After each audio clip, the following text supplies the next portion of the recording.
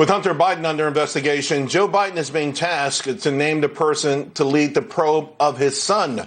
Alabama Senator Doug Jones and former Supreme Court nominee Merrick Garland are emerging right now as leading contenders for Attorney General.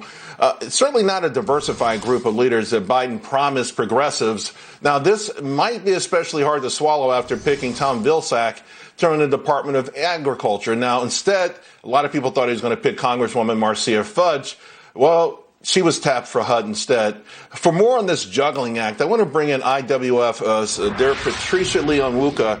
And Patrice, listen, I know you're not a fan of jobs being set aside based on things like race and gender, but I also think there's something else going on here, too. You know, the best gigs are not going to these black candidates, which is something I think Representative Clyburn thought would happen when he actually saved the Biden candidacy. I mean, he pushed for Representative Fudge to head agriculture. And then today, many people are really, really shocked that Susan Rice did not get Secretary of State. She got another job instead. What do you make of all of this?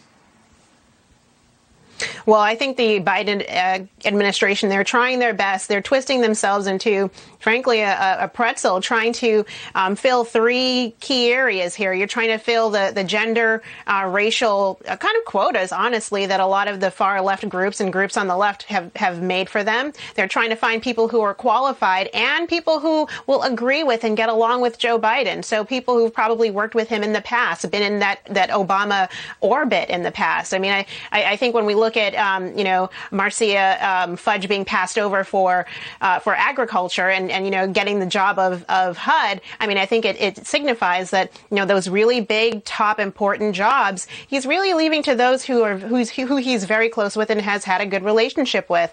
But Charles, I think really at the end of the day, merit should be the important key factor here. It should be, are you qualified? I mean, are you really the right person for the job? And when we're seeing some of these calls, I mean, I think 1,000 influential black women apparently sent him a letter saying that they want to see more black women in these positions. So, it's going to be a struggle, but Joe Biden said he wanted to have the most diverse cabinet in history, and he's going to try and find a way to fulfill that wish.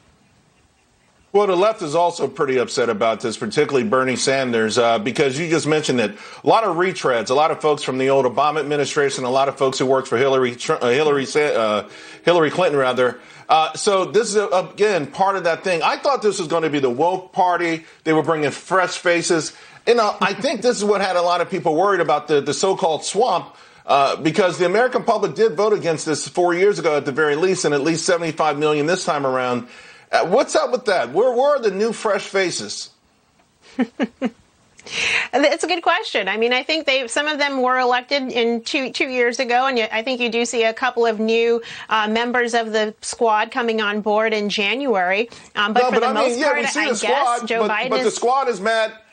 The squad and Joe Biden and those folks, they thought they were going to be progressives there. These aren't progressive. These are mostly establishment corporate people who've been around for a whole long time. Tom Vilsack? Yeah. I mean, come on now. I mean, it's the same names. John Kerry, the same names are being retreaded over and over again. There's nothing fresh or unique about this. I think it's a problem. And ironically, so do my friends on the ultra progressive side. Patrice, we got to leave it there.